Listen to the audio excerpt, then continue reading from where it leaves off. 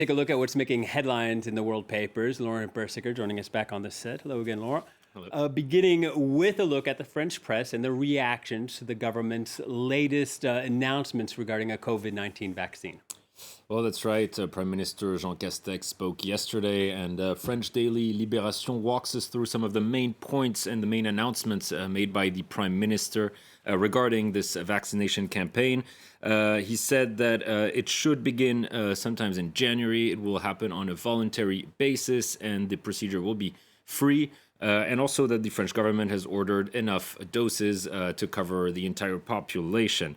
The newspaper also tells us the Prime Minister did his best to lift uncertainty surrounding this vaccine.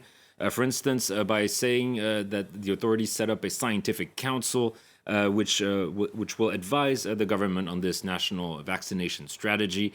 And the Prime Minister also insisted every decision will first need to be approved by Parliament and by the national health authorities before being implemented. Now, this question of doubts surrounding the vaccine, how this campaign will work, how the vaccine will work, is something we see a lot in the press today.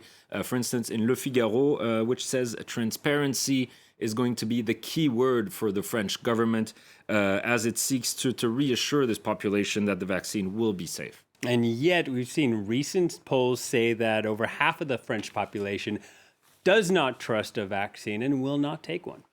Well, that's right, and it's quite a big proportion. And French daily L'Ouest France looks at this question, comparing various studies on vaccine skepticism, looking at different countries, for instance. The article finds that France is actually among the most skeptical countries in the world when it comes to this COVID vaccine, only behind Hungary, Poland, and Russia. And the study also looks at how this public opinion has evolved over the past few months and finds that since this summer, where 41% of respondents said they would not take the vaccine, this number has skyrocketed to 59% just a few months later, which is quite massive.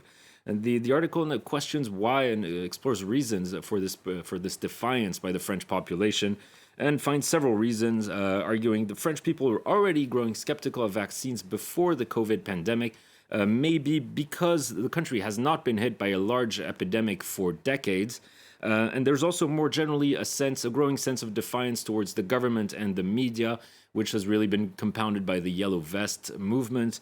And finally, the article argues, of course, the speed at which the vaccine was developed has led to many doubts as to whether it's really safe and whether it's fully understood. And the skepticism towards the COVID-19 vaccine, it's not just in France, is it? Other countries also see their populations being concerned. Well, that's right. And we can see this in Belgium with a newspaper, Le Soir, which makes similar observations about growing public mistrust over this vaccine, and says it looks a perilous mission for the government to lift the doubts and the uncertainty, but one that does seem feasible.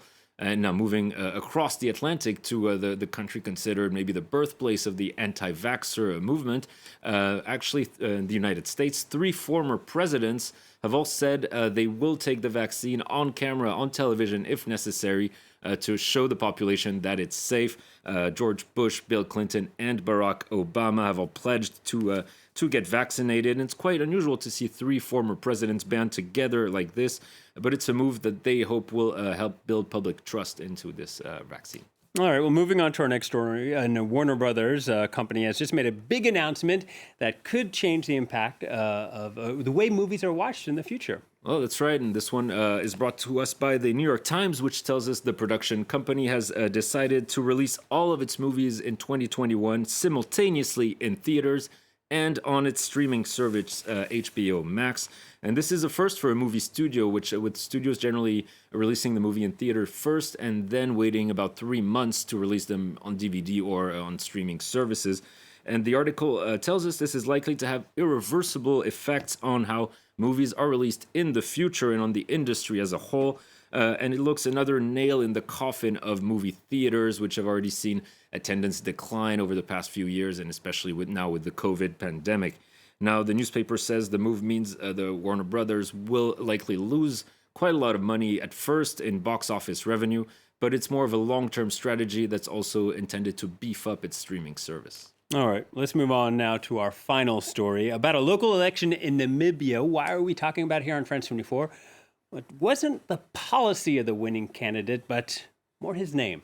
Not the policy at all. In fact, this story has nothing to do with politics, but it's all about the headline. As you can see, a local politician in Namibia called Adolf Hitler just won an election by a landslide. And there's, of course, absolutely no relation to the Adolf Hitler we're all thinking about.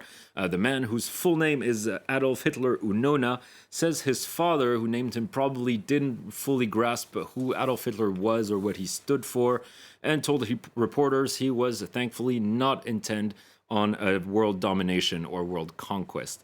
Still, according to the Daily Star, Adolf Hitler winning an election by a landslide is just the news we needed to make 2020 the strangest year on record. All right. Thank you very much, Lauren. Lauren Bersiker with a look at what's making headlines. Time now for a quick break, and then we'll have more headlines and news coming up here on France 24, plus our special focus report from India about a controversial anti-terror law that critics say is really a veiled form of crackdown on dissent. Those stories and more coming up here on Live from Paris.